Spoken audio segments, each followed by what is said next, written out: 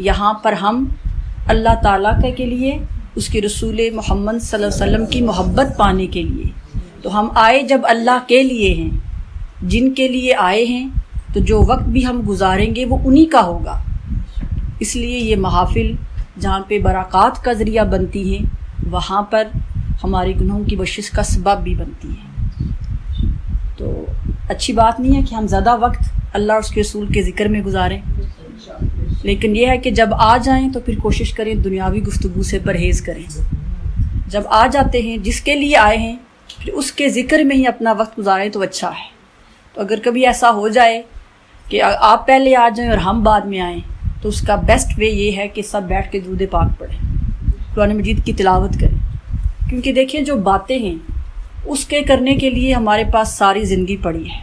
ایسے ہی ہے نا، جب ہم یہاں پہ نہیں ہوتے تو فون پہ، واٹس ایپ پہ، اسکائپ پہ، سوشل میڈیا پہ ہم آپس میں کانٹیکٹ رکھ سکتے ہیں اور رکھتے بھی ہیں۔ یہاں پر ہم نے آپس کے کانٹیکٹ مضبوط نہیں کرنے، بلکہ جس کے لیے آئے ہیں اس سے اپنا کانٹیکٹ مضبوط کرنا ہے، اور وہ ہے اللہ، وہ ہے اللہ رب العزت کی ذات۔ آج میری جو تھیمہ ہے، ٹاپک ہے، وہ بھی یہی ہے کہ اللہ تعالیٰ کے ساتھ اپنا تعلق مضبوط کیسے کریں، کون سا ایسا راستہ بنائیں کہ جس سے ہم اللہ کے قریب ہو جائیں۔ ابھی تک ہم جتنے بھی مسلمان ہیں، ہم میں سے کوئی چند ہوں گے کہ جن کا تعلق اللہ سے قریب ہوگا، ورنہ رسمی تعلق ہمارا ہے۔ ہم سب نام کے مسلمان ہیں، ہم کہتے ہیں کہ ہم اللہ کو مانتے ہیں، لیکن جسے کانٹیکٹ کہتے ہیں، جسے تعلق کہتے ہیں، جسے پہچان کہتے ہیں، وہ ہم میں سے کسی کو ہے۔ تو آئیے پھر قرآن مجید سے پوچھتے ہیں اور اللہ تعالیٰ سے پوچھتے ہیں کہ اے اللہ، جو تو نے ہمیں اپنے ایمان کی دولت سے نوازا ہے، تو پھر تجھ سے تعلق کیسے بنائیں، تیرے قریب کیسے آئیں، تجھے پہچانیں کیسے۔ اللہ رب العزت نے ہر بات کا جواب قرآن مجید میں دیا ہے۔ اگر ہم قرآن مجید کو اوور شتے کے ساتھ اور اس کا ترجمہ و تفسیر پڑھیں تو ہر سوال کا جواب اللہ پاک نے قرآن مجید میں دیا ہے۔ تو اللہ تعالیٰ نے جو جواب دیا ہے کہ لوگوں تم میرے ساتھ تعلق کیسے بنا سکتے ہو، تو اس کا جواب اللہ تعالیٰ نے سورہ ال عمران کی آیت نمبر 131 میں ارشاد فرمایا، قل ان کنتم تحبون اللہ، اے نبی مصطفیٰ صلی اللہ علیہ وسلم آپ ان لوگوں سے بتا دیں جو مجھ سے محبت کرنا چاہتے ہیں، جو میرے قریب ہونا چاہتے ہیں، جو مجھے اپنا بنانا چاہتے ہیں، فاتبعونی، تو پھر میرے مصطفیٰ سے محبت کریں، پھر میرے مصطفیٰ کے قریب ہو جائیں، ان سے تعلق بنائیں، یحببکم اللہ، تو پھر میں بھی تم سے محبت کرنا شروع ہو جاؤں گا، پھر میں بھی تمہارے قریب ہو جاؤں گا، پھر میرا تعلق تمہارے ساتھ اور مضبوط ہو جائے گا۔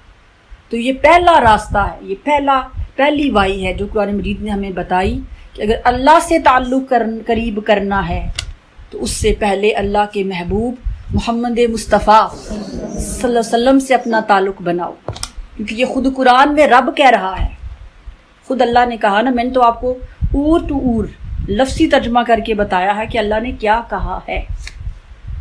تو گویا یہ سب سے قریبی راستہ، سنار وائی جسے کہتے ہیں، اور بھی بہت سے راستے ہیں اللہ تعالیٰ کے قریب ہونے کے، لیکن یہ راستہ خود قرآن نے بتایا ہے۔ کیوں؟ اس لیے کہ ہمارے دین کا معیار ہی ذات مصطفیٰ سے شروع ہوتا ہے۔ سوچئے ہمیں کس نے بتایا رب ایک ہے؟ محمد مصطفیٰ صلی اللہ علیہ وسلم نے۔ کس نے بتایا یہ قرآن مجید ہے؟ کس نے بتایا کہ یہ کعبہ ہے؟ کس نے کہا کہ نماز پڑھو؟ کس نے کہا کہ نیکی کرو اور برائیوں سے دور ہو جاؤ؟ ہمارے دین کا A to Z، each and ایوری تھنگ، وہ سب کچھ ڈیپینڈ کرتی ہے آقا علیہ السلام کی ذات پر۔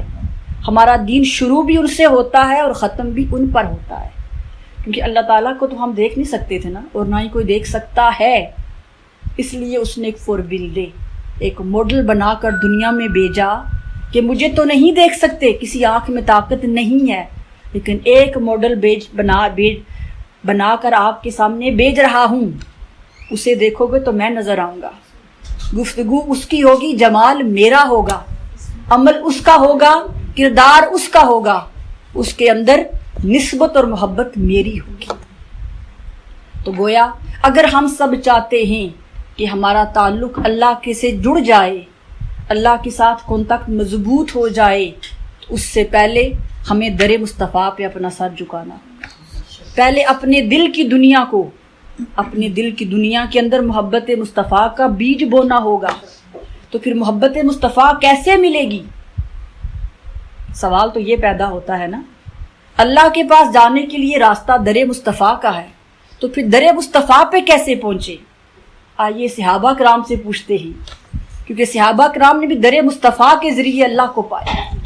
جس نے بھی اللہ کو پایا، رسول کے در پہ سر جھکایا، خدا مل گیا۔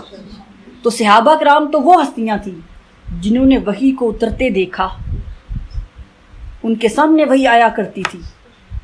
تو ان سے پوچھتے ہیں کہ پھر انہوں نے اللہ کے ساتھ اپنا تعلق کیسے مضبوط کیا؟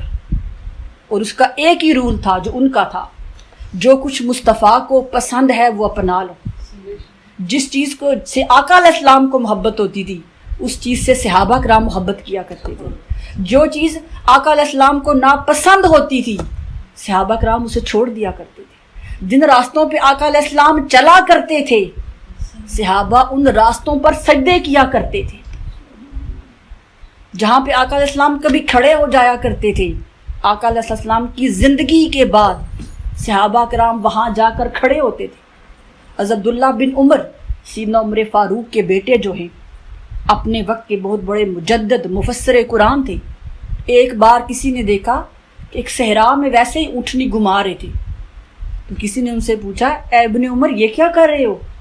انہوں نے کہا مجھے نہیں معلوم میں کیا کر رہا ہوں، ایک دن میں آقا علیہ السلام کے ساتھ اونٹنی پہ سوار ہو کے اس جگہ سے گزرا تھا، جب مصطفیٰ یہاں سے گزرے تھے ایسے ہی انہوں نے اونٹنی گھمائی تھی، مجھے کاش تو نہیں معلوم کو وہ کیا تھا، میں تو اس سنت کو دہرا رہا ہوں، اس یاد کو رپیٹ کر رہا ہوں جو لمحے میرے مصطفیٰ کے ساتھ گزرے تھے۔ ارے جن کو ایمان کی دولت ملی وہ آقا علیہ السلام کی محبت سے ملی، در مصطفیٰ کے ادب سے ملی۔ تو اگر ہم بھی چاہتے ہیں کہ ہمارا تعلق اللہ کی بارگاہ سے قریب ہو جائے، تو پھر اس کے حبیب محمد مصطفیٰ صلی اللہ علیہ وسلم کی پسند کو اپنانا ہوگا۔ حضور کی پسند کیا ہے؟ آپ کو بھی تو کچھ پسند تھا نا، کہ نہیں تھا؟ آقا علیہ السلام کی حدیث مبارکہ ہے، فرمایا کہ دنیا میں 3 چیزیں پسند ہیں۔ پہلے فرمایا نماز میری آنکھوں کی ٹھنڈک ہے۔ کیا فرمایا؟ نماز میری آنکھوں کی ٹھنڈک ہے، کیونکہ نماز ملاقات کا ذریعہ ہے، نماز اللہ سے وصال کا، ملاقات کا ذریعہ ہے۔ فرمایا نماز میری آنکھوں کی ٹھنڈک ہے۔ بتائیں ہم میں سے کتنے ہیں جو حضور کی ٹھنڈک کو اپنی ٹھنڈک بناتے ہیں؟ ہم میں سے کتنے ہیں جو نماز کو صرف ثواب کے لیے نہیں، مصطفیٰ کی چاہت سمجھ کے پڑھتے ہیں کہ ہمارے آقا کو بھی نماز پڑھنا کتنی پسند تھی، حضور کو نماز کتنی پسند تھی کہ ساری ساری رات مصلی پہ کھڑے ہو جایا کرتے تھے، یہاں تک کہ پاؤں سویل ہو جاتے تھے۔ آپ خود سوچیں، پاؤں جو سویل ہوتے ہیں کیا 1 گھنٹہ کھڑے ہونے سے ہوتے ہیں؟ 2 گھنٹہ، 3 گھنٹہ، ہم سب بھی تو کرتے ہیں۔ کیا آج تک ہم میں سے کسی کے پاؤں نماز پڑھتے ہوئے سویل ہوئے؟ کبھی ہم نے کوشش کی ہے ایسے کہ ایک رات ایسی گزار لیں؟ اس لیے کہ ہم ثواب کے لیے نماز پڑھتے ہیں، ہم رکھتے گن گن کے پڑھتے ہیں، ہمارے اندر وہ چاہت نہیں ہے، وہ تعلق جو ہونا چاہیے وہ نہیں ہے۔ اسی لیے نماز پڑھ کر بھی سکون نہیں ملتا، نماز میں ہم بھول جاتے ہیں، کیونکہ نماز کا پرپز وہ نہیں ہوتا جو ہونا چاہیے۔ نماز تو بیسیکلی ایک کال ہے ملاقات کے لیے، کس سے؟ اللہ تعالیٰ کے لیے۔ اللہ تعالیٰ نے اپنے بندوں سے اپنا تعلق قائم کرنے کے لیے 5 ٹائم ہمیں دے دیے۔ ویسے تو ہر وقت بندے کے ساتھ ہوتا ہے نا، لیکن 5 اسٹیشن ہمیں دیے ہیں، اس اسٹیشن پہ آؤ گے تب بھی مل جاؤ گا۔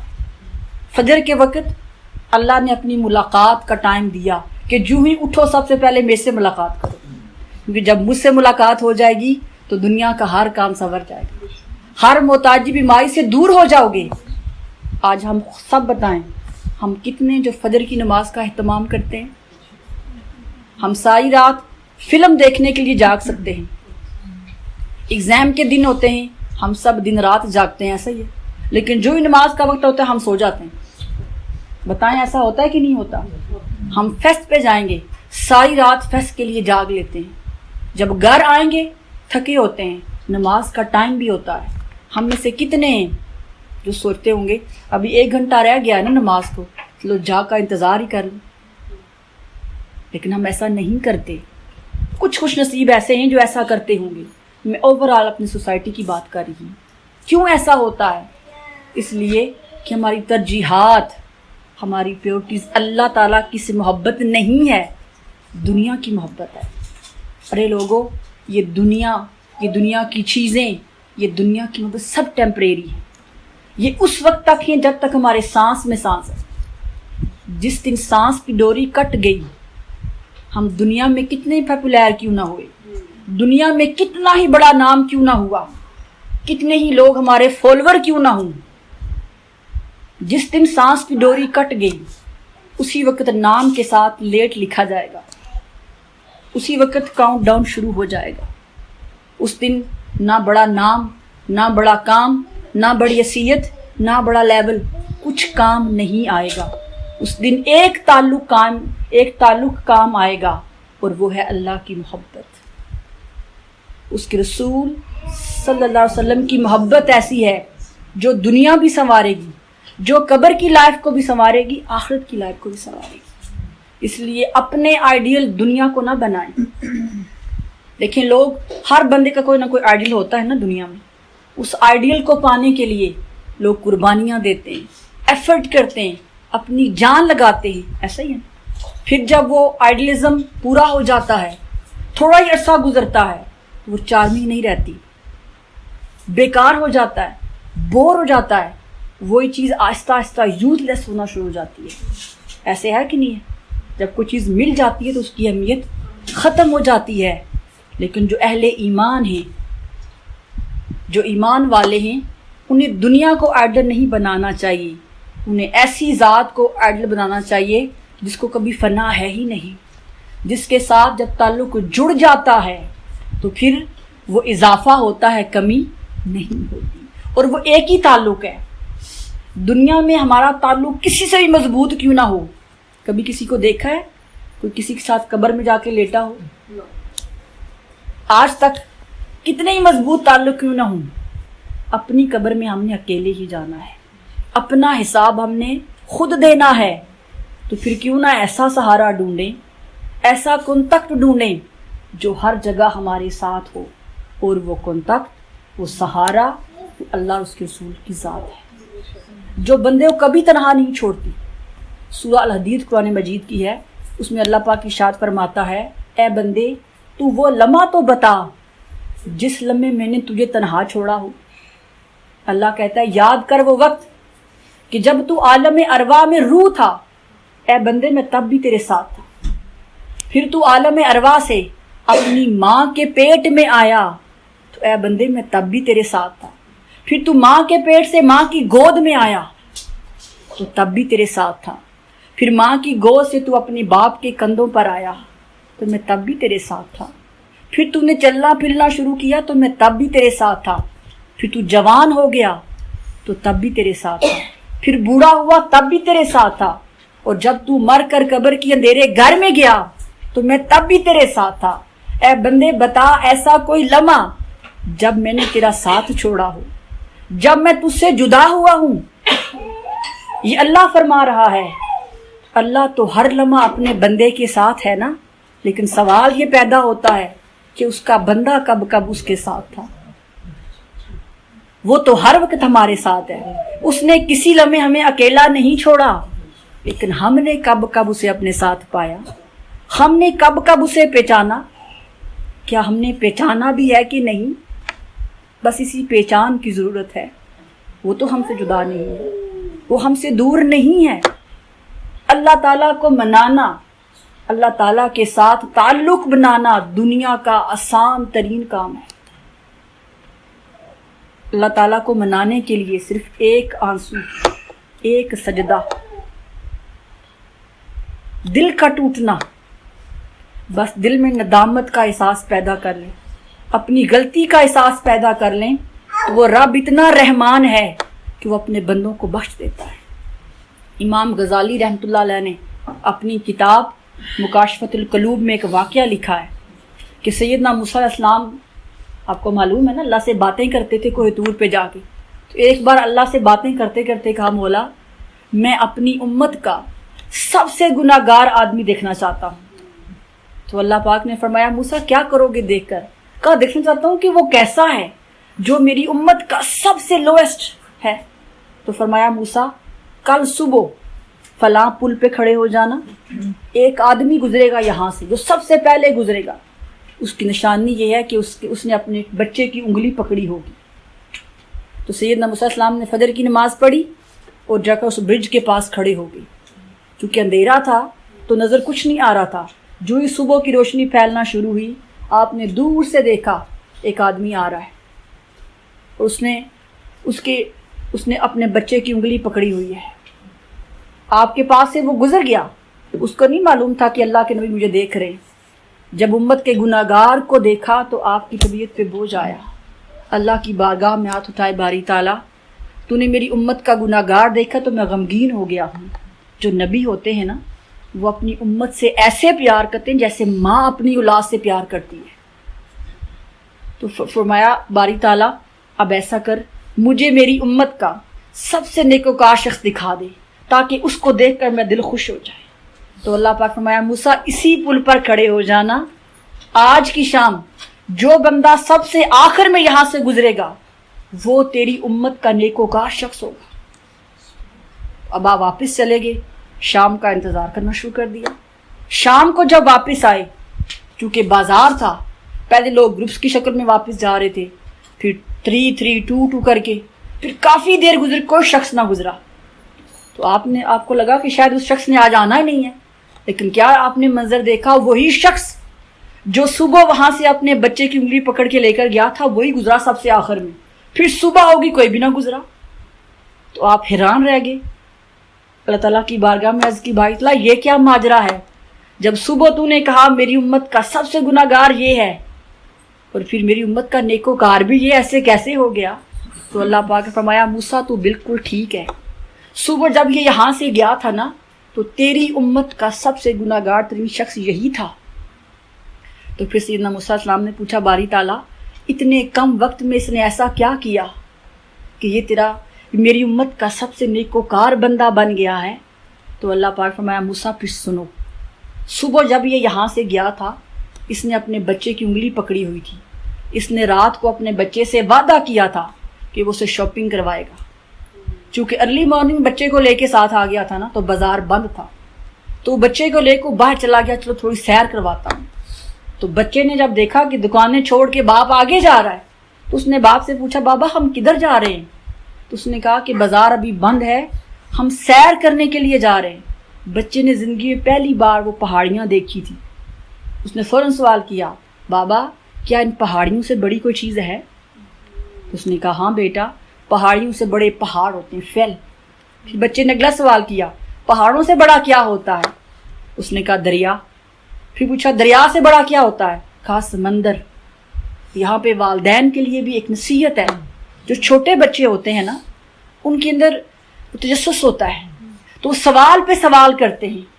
سم ٹائم ماں باپ کو سمجھ نہیں آتی ہم کیسے جواب دیں، تو پھر ہم کیا کرتے ہیں، یا تو ہم اسے چپ کر جو، ایسے ہی ہے، اور یا پھر ہم اپنے پاس سے غلط سلط بچوں کو فرنویت کرنے کے لیے جواب دیتے ہیں۔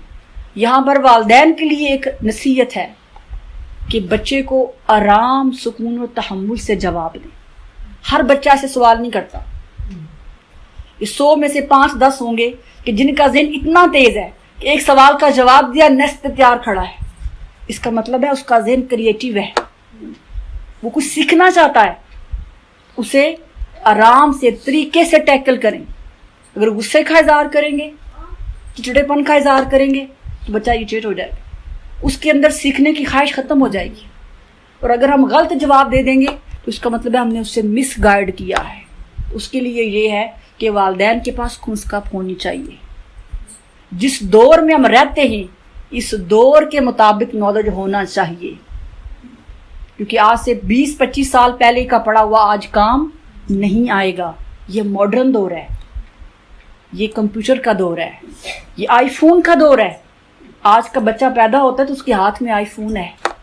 اسے فرنوئد کرنے کے لیے ہمیں اسی لیول کا خنسکپ ہونا چاہیے، اسلام کا بھی اور دنیا کا بھی. تو اس نے کہا بیٹا پہاڑوں سے بڑے دریا ہوتے ہیں، دریاؤں سے بڑے سمندر ہوتے ہیں. پھر اس نے پوچھا بابا سمندروں سے بڑی کوئی چیز ہے؟ اس نے کہا زمین سب سے بڑی ہے. پھر اگلا سوال کیا زمین سے بڑی کیا چیز ہے؟ اس نے کہا آسمان. اگلا سوال پھر آیا بابا آسمان سے بڑی کیا چیز ہے؟ تو تب اس شخص کی آنکھوں میں آنسو آ گئے. اس نے کہا بیٹا اس آسمانوں زمینوں اور دنیا کی ہر چیز سے بڑے تیرے باپ کے گناہ ہیں، اس سے بڑی اور کوئی چیز نہیں ہے. میں نے اتنے گناہ کیے ہیں کہ زمین کی وسعتیں بھی کم پڑ گئی ہیں، آسمان بھی کم پڑ گئے ہیں. اور یہ کہا تو وہ رونا شروع ہو گیا. تو بچے نے کہا بابا اگر آپ کے گناہ زمین آسمان میں سب سے بڑے ہیں تو پھر آپ کے گناہوں سے کوئی چیز بڑی ہے؟ تو اس نے کہا بیٹا اللہ کی رحمت سب سے بڑی ہے، وہ رحمان سب سے بڑا ہے. اور اس کی آنکھوں سے آنسو بہہ گئے.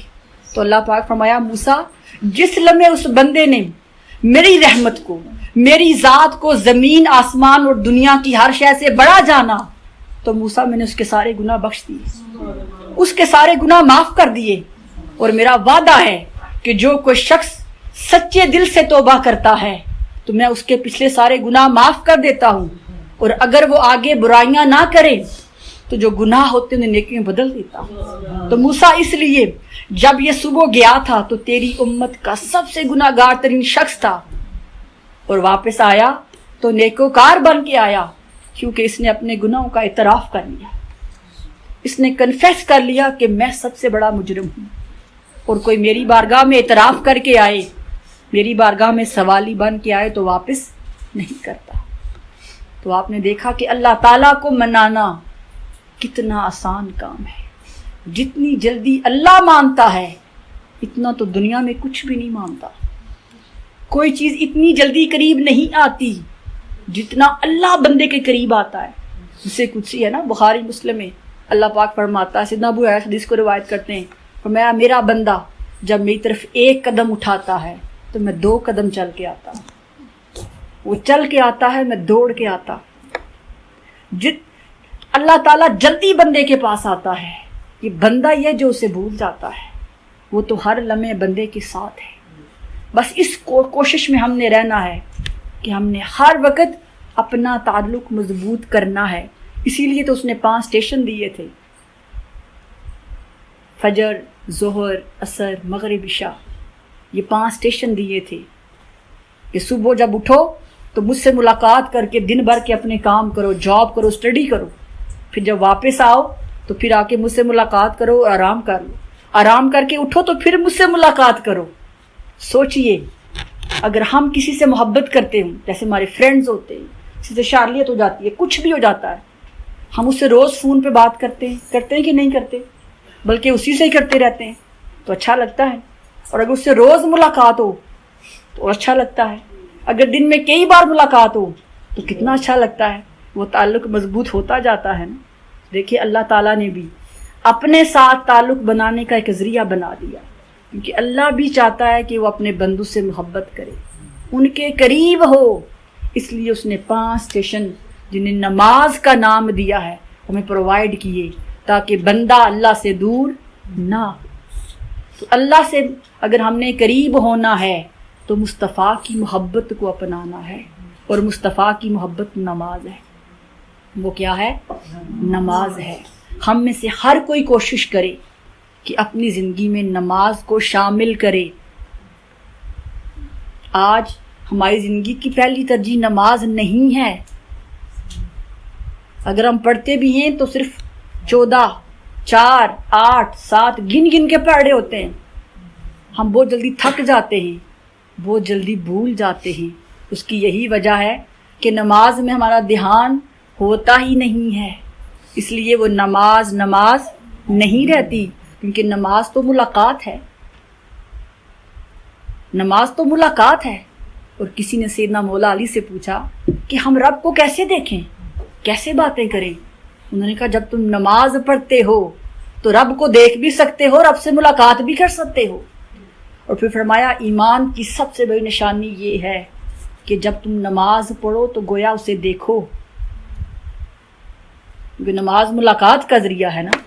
تو فرمایا ایمان کا سب سے بڑا درجہ یہ ہے کہ جب تم نماز کے لیے کھڑے ہو تو اس سے ملاقات کر کے آؤ، اسے دیکھو۔ اور پھر فرمایا اگر ایسا نہ کر سکو تو نماز پڑھتے ہوئے یہ سوچ لو وہ تو مجھے دیکھ رہا ہے نا، اگر میں اسے نہیں دیکھ پایا تو وہ تو مجھے دیکھ رہا ہے۔ جب یہ تصور انسان کا ہوتا ہے نا کہ وہ مجھے دیکھ رہا ہے، جیسے ہم سب ہیں، آپ نے دیکھا ہے آپ کی شاپنگ مال میں جاتے ہیں، وہاں پہ لکھا ہوتا ہے کیمرہ اوور وقت، لکھا ہوتا ہے کہ یہاں پہ کیمرہ لگا ہوا ہے، تو سب فرشکتی رہتے ہیں کہ ہمیں دیکھا جا رہا ہے، ہم واچ کر رہے ہیں، ہمیں واچ کیا جا رہا ہے۔ تو ہر کوئی انسوار فیل کرتا ہے کہ نہیں کرتا، اپنے آپ کو فاصل پو کرتا ہے، ایسے ہے نا۔ اور کہیں اگر پتہ ہو کہ یہاں پہ کوئی سیکیورٹی گارڈ نہیں ہے، کوئی کیمرہ نہیں ہے، تو وہاں پہ ہم کیا بیہیو کرتے ہیں؟ سوچیں، ایک چھوٹی سی مثال دی ہے۔ اسی لیے نماز میں بھی اللہ پاک نے فرمایا کہ پہلا درجہ یہ ہے کہ جب تم نماز میں کھڑو تو مجھے دیکھو۔ ہر ایک کے ایمان پر اللہ پاک دکھاتا ہے، اور اگر یہ درجہ نہیں ہے تو کم از کم یہ تو سوچو وہ مجھے دیکھ رہا ہے۔ جب ہم یہ سوچیں گے کہ وہ مجھے دیکھ رہا ہے تو پھر نماز میں لذت بھی ہوگی، نماز میں سکون بھی ہوگا۔ جو صحابہ کرام نمازیں پڑھتے تھے وہ کیا تھا؟ پڑھتے تو وہ بھی سبحانک اللہ ہی تھے نا، پڑھتے وہ بھی سورہ الفاتحہ ہی تھے، لیکن ان کی نمازوں میں اور ہماری نمازوں میں کیا فرق ہے کہ جب وہ اللہ اکبر کہہ کے کھڑے ہوتے تھے تو خود کو رب کی بارگاہ میں حاضر سمجھتے تھے۔ آج ہم بھی اللہ اکبر کہہ کے جاتے تو مصلی پہ ہیں لیکن حاضر نہیں ہوتے، غیر حاضر ہوتے ہیں۔ دنیا کی چیزیں، دنیا کی سوچیں اور جو چیزیں بھولی ہوتی ہیں وہ بھی ہمیں نماز میں یاد آ جاتی ہیں، اس لیے کہ ہم وہ تعلق مضبوط کرنا ہی نہیں چاہتے، ہم اس کے قریب ہونا ہی نہیں چاہتے۔ ایک ایسی نماز پڑھ کر دیکھیں جس میں ہم سب کوشش کریں کہ ہم اللہ کو پہچانیں، اسے دیکھیں، اس کے قریب ہوں۔ آپ دیکھیں گا کہ وہ نماز باقی نمازوں سے بہت مختلف ہوگی، وہ نماز سکون والی ہوگی۔ ایسی نماز پڑھنے کی کوشش کریں، اکیلے میں، تنہائی میں، بھلے 2 نفل ہی کیوں نہ ہوں، بھلے 2 رکعت ہی کیوں نہ ہوں، ایک دن ایسی نماز پڑھنے کی سب کوشش کریں جب اکیلے ہوں، تنہا ہوں، صرف رب ہو، اس کا بندہ ہو، اور اس کیفیت کو لے کے نماز پڑھیں کہ اگر میں نہیں دیکھی تو وہ تو مجھے دیکھ رہا ہے، میں اس کی نگاہوں میں آ جاؤں۔ تو پھر سراپا ادب بن کر، پھر آنسوؤں کے ساتھ، توبہ کے ساتھ، جھکے ہوئے دل کے ساتھ اس کی بارگاہ میں جائیں، اور جھکے ہوئے دلوں کو کبھی واپس نہیں ملتا۔ جیسے اس نے سیدنا موسیٰ علیہ السلام کی اس امتی کو جو سب سے گناہ گار تھا نیکوکار بنا دیا، تو اگر آقا علیہ السلام کی امت کے لوگ ایسا کریں گے تو کیا انہیں محروم کرے گا؟ کیونکہ مصطفیٰ کا درجہ تو موسیٰ علیہ السلام سے کہیں درجے بڑھ کر ہے، مصطفیٰ تو اللہ کے زیادہ قریب ہیں۔ اس لیے کوشش ہم سب کریں کہ رسموں سے نکلیں، رکعتوں سے نکلیں، روایتوں سے نکلیں۔ کبھی ایک سجدہ ایسا ہم کریں اللہ کی بارگاہ میں کہ وہ سجدہ سارے سجدوں پہ باری ہو جائے، اور وہ سجدہ محبت کا ہو، وہ سجدہ اللہ کو پانے کا ہو، اس سے ملاقات کا ہو۔ آپ خود دیکھیں، ہم دیکھیں کہ نماز تو اللہ نے ملاقات کا پوائنٹ بنایا تھا، تو کبھی ہم نے سوچا ہم ملاقات کرنے جا رہے ہیں؟ ہم نے کبھی سوچا ہے؟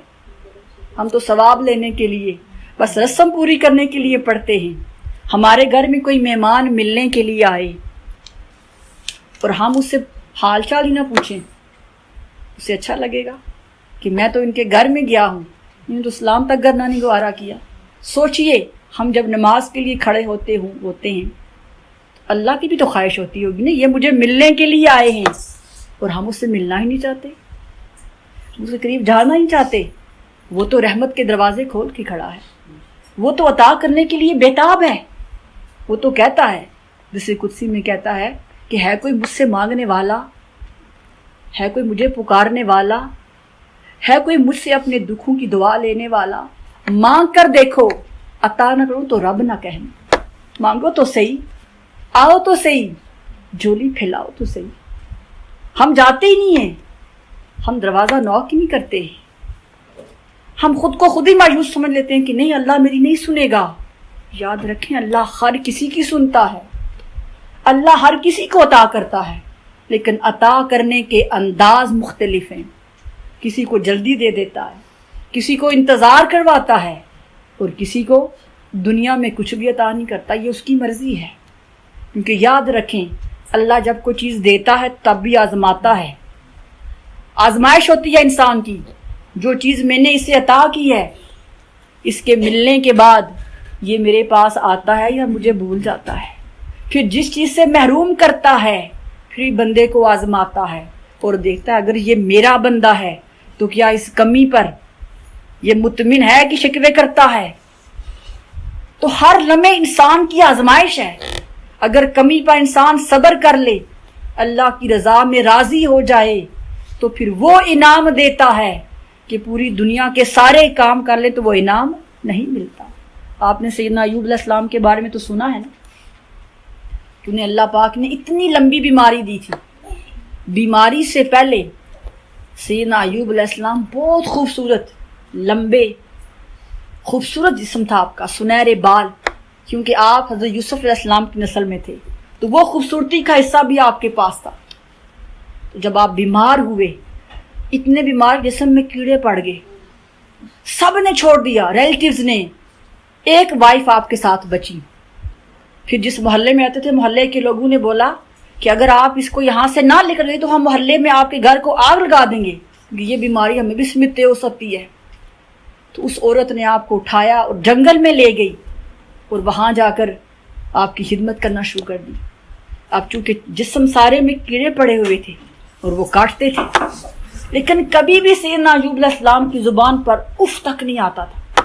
ایک بار ایک کیڑا جو تھا وہ آپ کی زبان پر چلا گیا. جب اس نے زبان پر کاٹا تو آپ نے کہا اف, اٹھا کے اس کیڑے کو نیچے رکھ دیا. اسی وقت اللہ تعالیٰ کی بارگاہ سے ندا آئی, ایوب یاری میرے ساتھ اور کیڑے کاٹنے سے ڈرتے ہو. تو آپ نے عرض کی باری تعالیٰ کہ تکلیف بھی تیری طرف سے, یہ جسم بھی تیرا, یہ روح بھی تیری, یہ ایوب بھی تیرا, یہ کیڑے بھی تیرے ہیں. مجھے کیڑے کاٹنے سے کوئی پرابلم نہیں ہے, لیکن باری تعالیٰ میں اس زبان سے تیرا ذکر کرتا. تو نے سارے جسم کو کیڑوں سے بھرا, میں نے کوئی شکوہ نہیں کیا, لیکن چونکہ میں اس زبان سے تیرا ذکر کر رہا تھا, جب اس کیڑے نے مجھے زبان پر آ کے کاٹا ہے نا تو زبان تیرے ذکر سے رک گئی تھی. بس اس لیے اس کیڑے کو اپنی زبان سے جدا کیا ہے کہ تیرے ذکر سے زبان نہ رکے. اس لمحے اللہ پاک نے پھر شیطان کو بولا, تو کہتا تھا کہ انسانوں کو پیدا نہ کر, دیکھ میرے ایوب کو, اس حال میں بھی اس نے شکوہ نہیں کیا. یہ نہیں کہا بھائی تعالیٰ دیکھ میں نے ایسا کیا گناہ کیا تھا تو نے مجھے آزمائش میں مبتلا کر دیا, بلکہ اس حال میں کہتا ہے بھائی تعالیٰ تیرا شکر ہے. اور پھر کسی نے ایک بار آ کے سیدنا ایوب علیہ السلام سے پوچھا, اے ایوب اتنی لمبی بیماری میں آپ تنگ نہیں پڑتے؟ آپ تو اللہ کے نبی ہیں, اگر آپ دعا مانگیں تو اللہ رد نہیں کرے گا, آپ اپنے لیے صحتیابی کی دعا کیوں نہیں کرتے؟ تو آپ نے کہا ندان تجھے کیا معلوم, جو مزہ اس بیماری میں ہے اس صحتیابی میں نہیں ہے. اس بندے نے پوچھا ایوب تمہیں کیا ہو گیا ہے, کیا بیماری میں لطف آتا ہے؟ تو انہوں نے کہا کہ جب مجھے تکلیف زیادہ ہوتی ہے, جب کیڑے کاٹتے ہیں تو رات کو رب اپنی شان کے مطابق میرے پاس آتا ہے اور آ کر پوچھتا کیف ایوبی, ایوب بتا تیرا کیا حال ہے. اس رب کی وہ حسین آواز سن کر میں سارا دن اس آواز نشے میں گم رہتا, سارا دن اس انتظار میں رہتا ہوں کل اگلی رات آئے گی, کب اگلی رات آئے گی کہ وہ آ کر پھر پوچھے گا ایوب بتا تیرا کیا حال. کیونکہ رب کی ملاقات ایسی چیز ہے کہ دنیا کی ہر نعمت سے وہ اوپر ہے. پھر اللہ پاک نے بعد میں کو صفایابی بھی دی. تو بات کرنے کا مقصد یہ ہے کہ اللہ تعالیٰ نے کبھی اپنے بندے کو جدا نہیں کیا, کبھی تنہا نہیں چھوڑتا. یہ بندہ ہی ہے جو رب کے ساتھ نہیں ہوتا.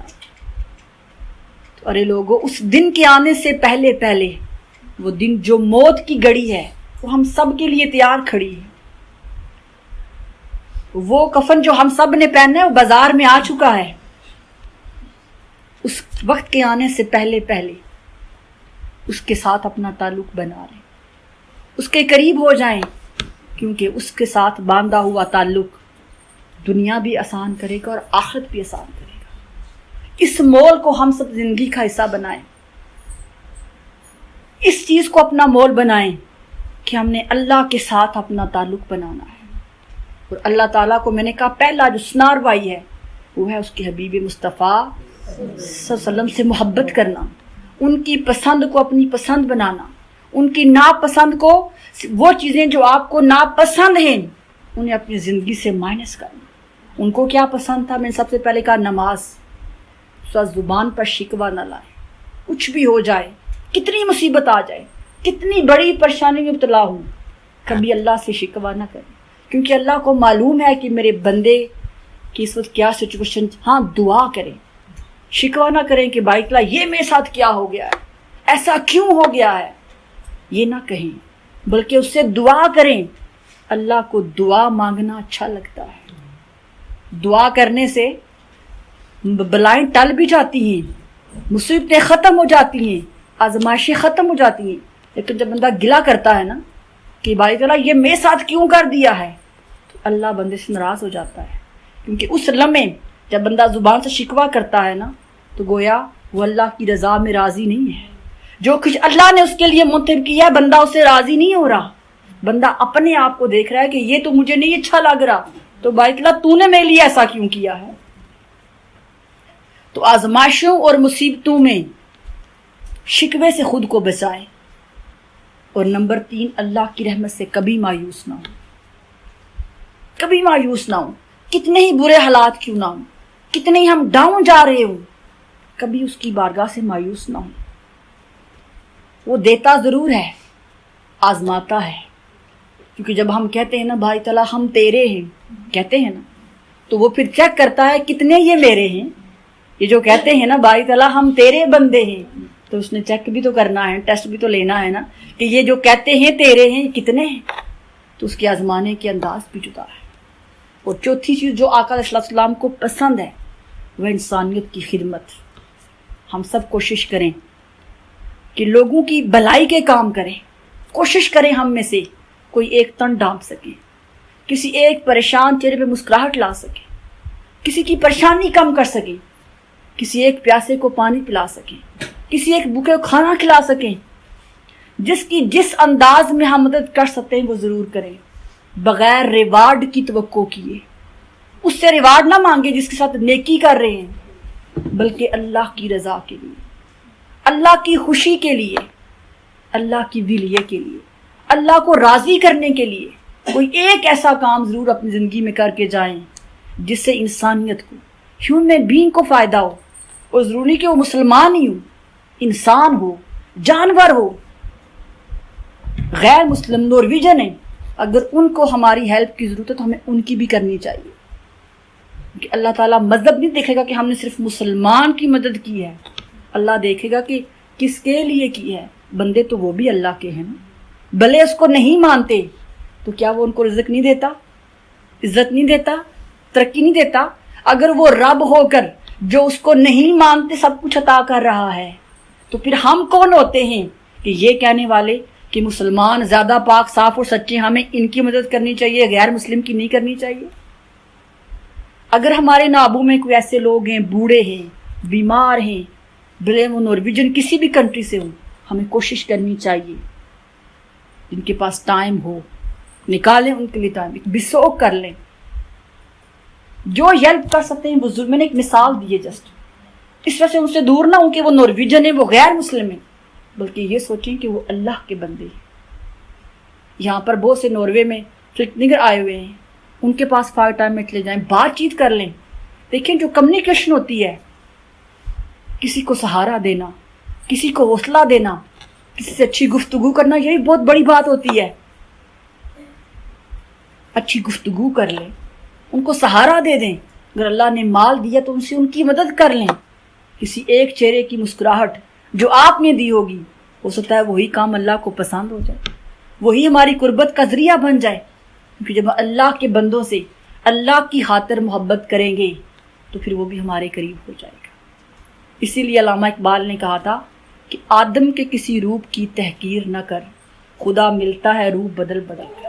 کسی بھی روپ میں خدا مل سکتا ہے، تو کسی بھی انسان کو چھوٹا نہ سمجھے، کسی کو حقیر نہ سمجھے، بلکہ ہر ایک کو رسپیکٹ دیں، ہر ایک کو اپنے سے بڑا جانیں۔ اور آخری بات کروں گی کہ میں نے کہا صحابہ کرام وہ کیسے آقا صلی اللہ علیہ وسلم سے محبت کرتے تھے۔ ایک حدیث مبارکہ آپ کو سناؤں گی۔ ایک بار یہ جو حدیث مبارکہ ہے اسے امام ابن عباس نے اپنی کتاب شل حکم میں روایت کیا ہے۔ ایک بار سیدنا جابر رضی اللہ تعالیٰ عنہ نے اپنے گھر میں آقا علیہ السلام کی دعوت کی اور سارے صحابہ کرام بھی ساتھ تھے۔ جب کھانا کھا چکے، جیسے ہم بھی کھانا کھاتے ہیں اور گپ شپ کرتے ہیں، تو سب صحابہ کرام بیٹھے تھے۔ تو آقا علیہ السلام نے بیٹھے ہوئے فرمایا کہ دنیا میں 3 چیزیں مجھے پسند ہیں۔ یہ پہلے بھی کسی مقام پہ فرمائی تھی، لیکن وہاں دوبارہ فرمایا۔ سیدنا ابوبکر صدیق اٹھے، انہوں نے عرض کی یا رسول اللہ صلی اللہ علیہ وسلم مجھے بھی دنیا میں 3 چیزیں بہت پسند ہیں۔ پوچھا کیا؟ اب یہ سنیں وہ کیا تھیں۔ فرمایا اے اللہ کے نبی، میرے پاس جتنا بھی مال ہو وہ میں آپ قدم میں نچھاور کر دوں، آپ حکم دیتے جائیں۔ ابوبکر اپنے مال کا پیسہ درہم درہم یا رسول اللہ آپ کے حکم پر قربان کرتا جائے۔ پھر فرمایا یا رسول اللہ صلی اللہ علیہ وسلم دوسری یہ خواہش ہے کہ آپ کا چہرہ ہو اور ابوبکر کی نگاہیں، یا رسول اللہ صلی اللہ علیہ وسلم بغیر کسی رکاوٹ کے میں مسلسل آپ کے چہرہ انور کو دیکھتا رہوں۔ اور پھر فرمایا تیسری یہ خواہش ہے، مجھے اس بات سے محبت ہے ابوبکر کی زبان ہو اور ذکر مصطفیٰ، میرا دل چاہتا ہے، میں اس بات سے محبت کرتا ہوں کہ صبح و شام آپ پہ درود پاک کی، بس ابوبکر کی زبان سے سوائے ذکر مصطفیٰ کچھ اور نہیں۔ فرمایا ابوبکر کو ان 3 چیزوں سے محبت ہے۔ پھر سیدنا عمر فاروق کھڑے ہوئے، انہوں نے عرض کی اے یا رسول اللہ صلی اللہ علیہ وسلم عمر کو بھی دنیا کی 3 چیزوں سے محبت ہے۔ پہلا فرمایا یا رسول اللہ علیہ وسلم میں نے دیکھا کہ آپ مہمانوں کی بہت عزت کرتے ہیں، بہت خاطر تواضع کرتے ہیں۔ عمر کا دل چاہتا ہے عمر کا دروازہ کھلا رہے، دسترخوان وسیع ہو، لوگ آتے رہیں اور عمر کے گھر سے کھانا کھا کھا کے جاتے رہیں۔ یا رسول اللہ میں اس بات سے محبت کرتا ہوں کہ عمر کا گھر مہمان خانہ بنا رہے۔ پھر فرمایا مجھے دوسری اس بات سے محبت ہے کہ گرمیوں کے سخت روزے ہوں اور عمر گرمیوں کے سخت روزے رکھے، جب پیاس تڑپائے، جب بھوک ستائے تو پھر رب آسمان کی طرف نگاہ اٹھا کے دیکھے کہ باری تعالیٰ کیا تو اس بات سے راضی ہے۔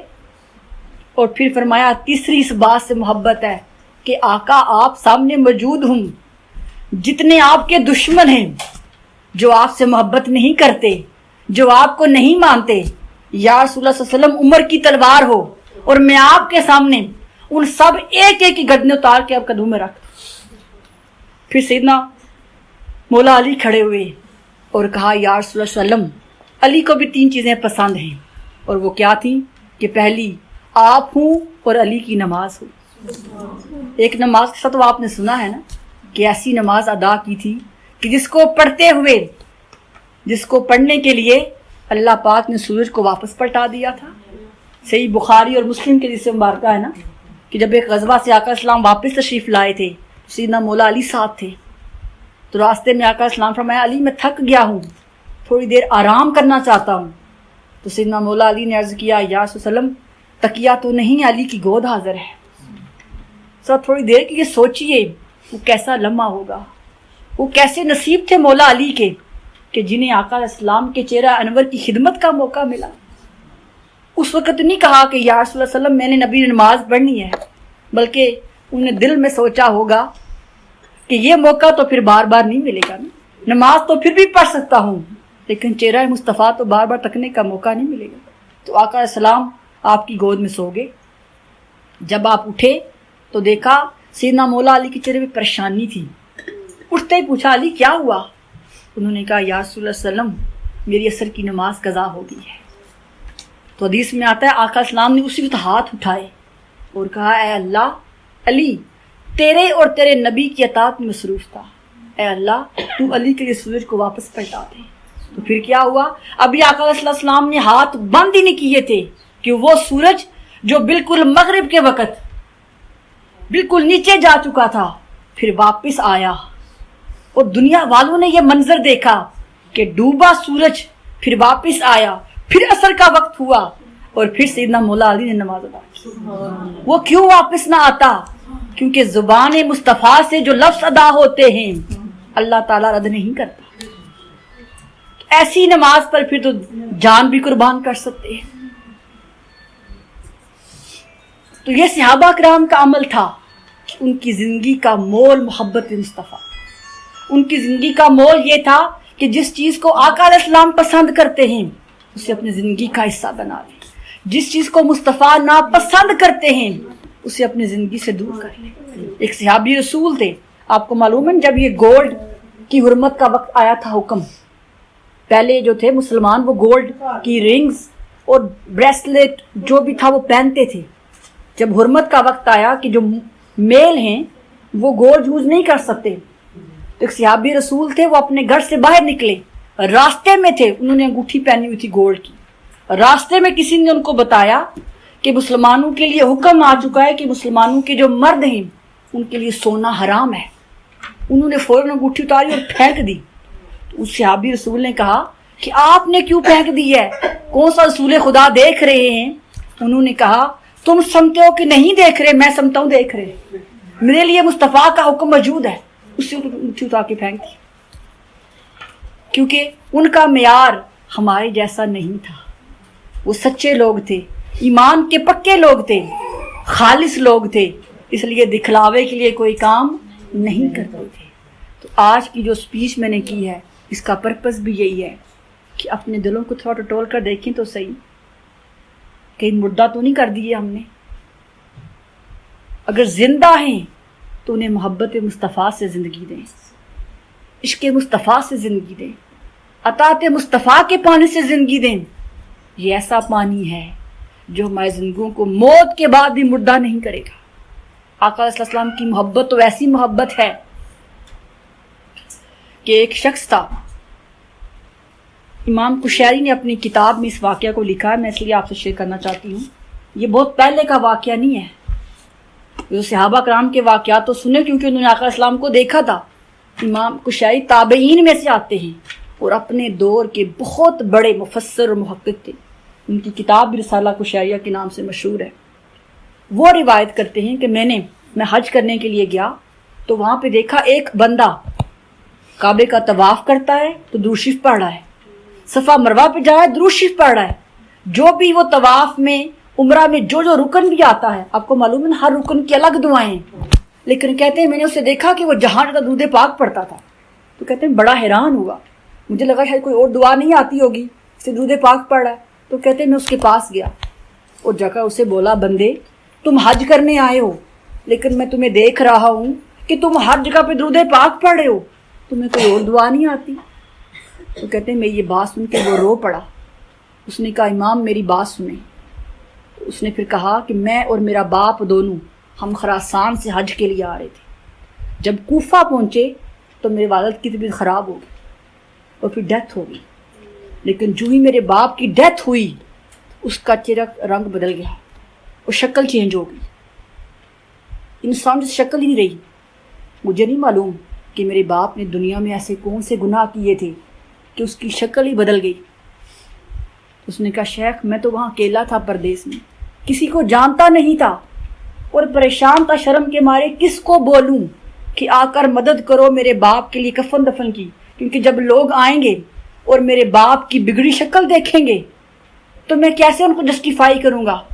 تو کہتا ہے اسی پریشانی کے عالم میں بیٹھا تھا کہ میری آنکھ ایسے اونگ لگ گئی۔ تو کہتا ہے خواب میں کیا دیکھتا ہوں کہ گھوڑے پہ سوار ایک نورانی شخص، سفید لباس تھا اور چہرے پہ پردہ تھا، لیکن نور اتنا تھا کہ جہاں جہاں سے گھوڑا گزرتا تھا وہ روشنی ہو جاتی تھی۔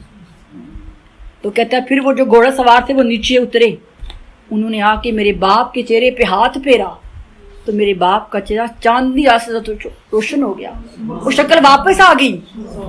تو کہتے ہیں جب وہ واپس جانے لگے تو میں نے ان کی گھوڑے کی لگام پکڑی اور عرض کی اس پردیس میں اس پریشانی کے عالم میں میری مدد کو آنے والے ذرا یہ تو بتا دو کہ آپ کون ہیں۔ اور میری کیوں مدد کرنے کے لیے آئے ہیں؟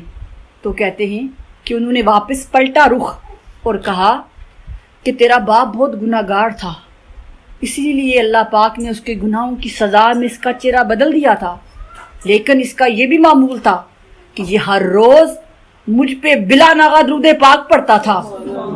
آج کا درود پاک نہیں آیا تو میں سمجھ گیا کہ کسی مصیبت میں ہے، اس لیے اس کو بچانے آیا۔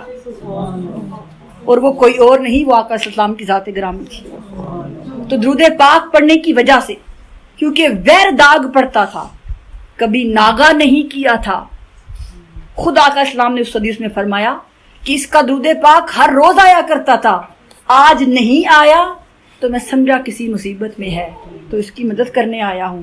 اس نے کہا شیخ بتائیں، پھر درود نہ پڑھو تو کیا کروں؟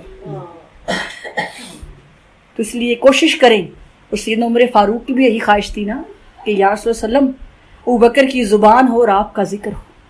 تو ہم سب کوشش کریں کہ جہاں پہ ہم اتنی باتیں کرتے ہیں دنیاویاں، وہاں کم از کم منیمم میں کہہ رہی ہوں، ہم میں سے ہر کوئی 100 ٹائم روزانہ درود پاک پڑھے، کوئی بھی درود پاک جو آپ کو آتا ہے، ان کے سارے درود اللہ کے نبی کے ذکر کے ہی ہیں۔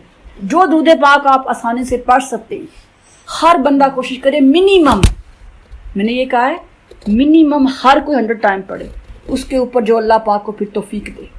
اور درود پاک تو ایسی عبادت ہے، ہم چلتے پھرتے، جاب پہ جاتے ہوئے، اسکول جاتے ہوئے، یونیورسٹی میں جاتے ہوئے، راستے کرتے ہوئے ہم پڑھ سکتے ہیں۔ کوئی ٹائم اللہ پاک نے نہیں رکھا، ہر جگہ ہم پڑھ سکتے ہیں۔ تو کوشش کریں ہم سب، یہ سب سے بڑا ذریعہ ہے آقا صلی اللہ علیہ وسلم سے تعلق کا، کیونکہ خود آقا صلی اللہ علیہ وسلم نے فرمایا کہ جو شخص مجھ پہ ایک بار درود پڑھتا ہے، اللہ تعالیٰ اس کے 10 گناہ معاف کر دیتا ہے۔